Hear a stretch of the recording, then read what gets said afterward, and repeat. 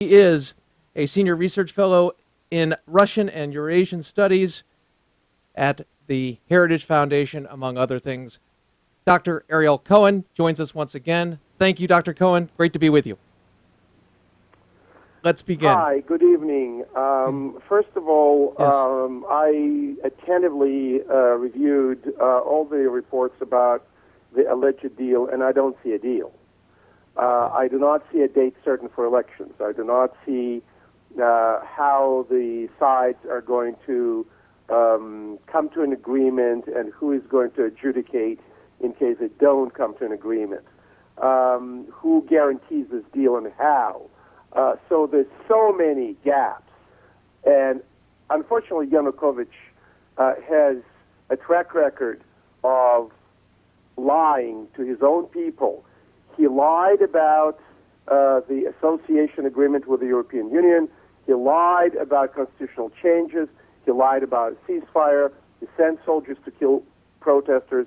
It is understandable why the protesters are saying, first resign and then we'll talk.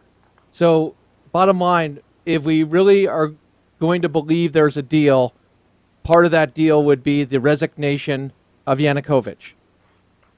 Or at least date certain for the new elections and not in the second half of the year. I think it'll make sense when it's warmer, let's say end of April, early May, maybe late May, have the elections, throw the bombs out and start with a new page. The alternative is civil war, breakup of the country, and default on the Ukrainian debt. Has Timoshenko been released?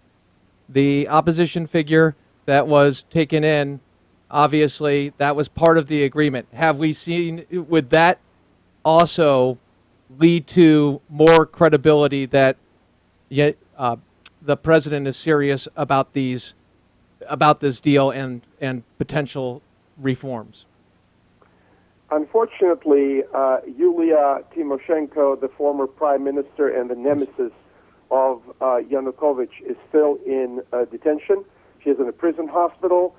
There was an amazing development when 319 members of parliament of the Rada voted to release her. The question is whether Yanukovych is going to comply. I think if he complies, he may ease things for himself. If he doesn't comply, some of my fellow analysts believe he may end up like the Romanian dictator Nicolae Ceausescu, who was put against the wall and shot by the rebel troops in 1989. I will not venture a bet on a man's life right now, but I would say Tymoshenko, the symbol of Ukraine, was unjustly imprisoned. There were allegations of corruption, but there are allegations of corruption in that country almost about anyone of stature or political connection. So either you have to put all the elite in jail or you put none, and she got the short end of the stick. If he releases her, if she runs for president, it changes the political dynamic in Ukraine. It may lead to a miraculous return of Yulia Tymoshenko, but also possibly for more civic peace in Ukraine. Too early to tell right now. You've had personal interaction, from what I understand of our talk last night, that you know Vladimir Putin. You know President Putin. You know the kind of man he is. I was in meetings with Vladimir Putin. Yes. I won't say he's my bosom buddy. Right. Oh, by no means. And on a side note, I'm actually going to post an interview that you were a part of on Russia Today, the state-run media, where you did an outstanding job of just getting out the truth. They didn't let me open my mouth. Well, that was evident. I'm not going back. Well, the bottom line is it was evident because every time you started to make sense, boom, they cut you off, and then they say everybody needs to talk, and then they lie about what you just said. Fantastic job on this end, just receiving it because you went in the arena, even though it was state-run television.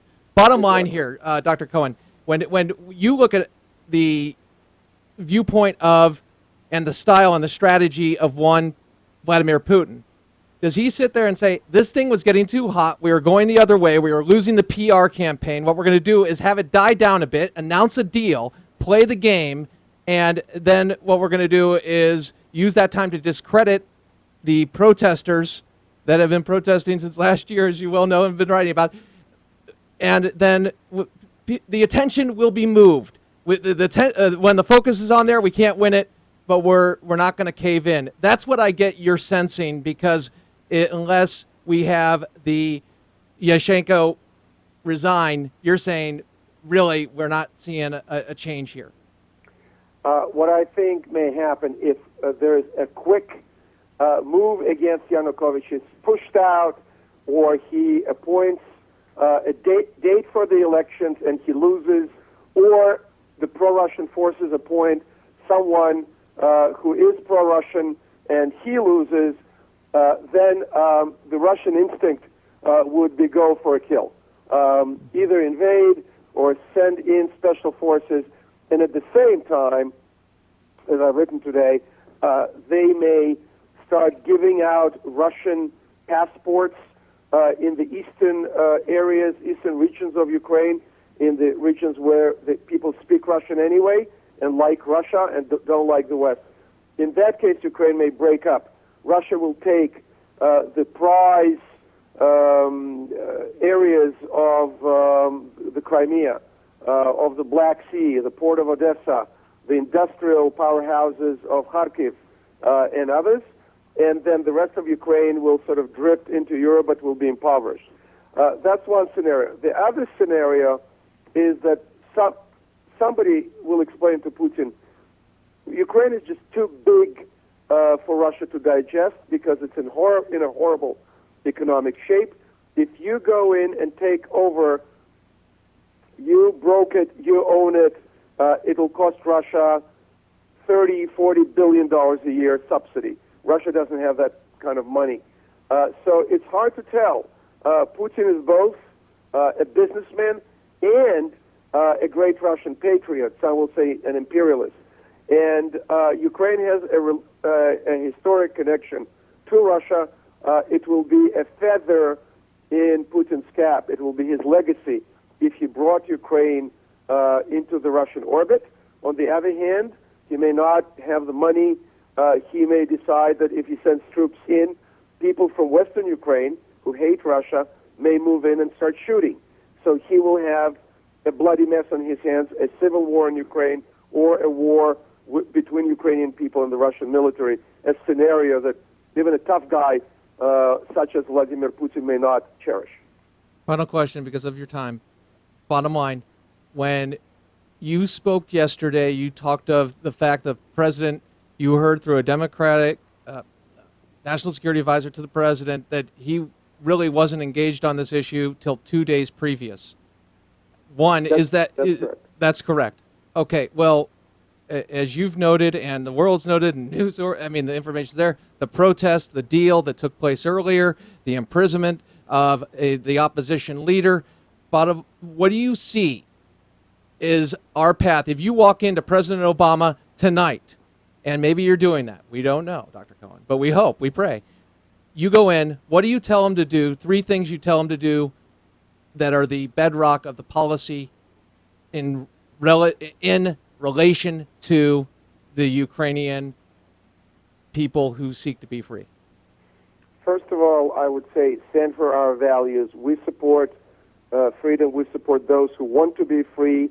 Do not abandon Ukraine. The achievement of the Cold War was to bring freedom to those who wanted it, like people of Ukraine who were starved and killed by both communists and Nazis in the 20th century. Ukraine lost probably proportionally more than almost any other country. Maybe Belarus lost more because it lost 1/3 of its population in the Holocaust. Second, coordinate with Europe, even if we don't like the European Union, if we don't like sometimes the prevarication and less of the lack of power of our European allies. Ukraine is on Europe's doorstep. Coordinate both economic policy and the overall policy towards Ukraine. Ukraine is more of a European job than it's ours.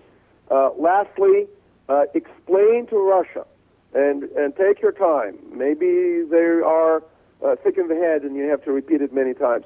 Russia tends to lose more if it intervenes in Ukraine, if it tries to rebuild the empire, than if it doesn't.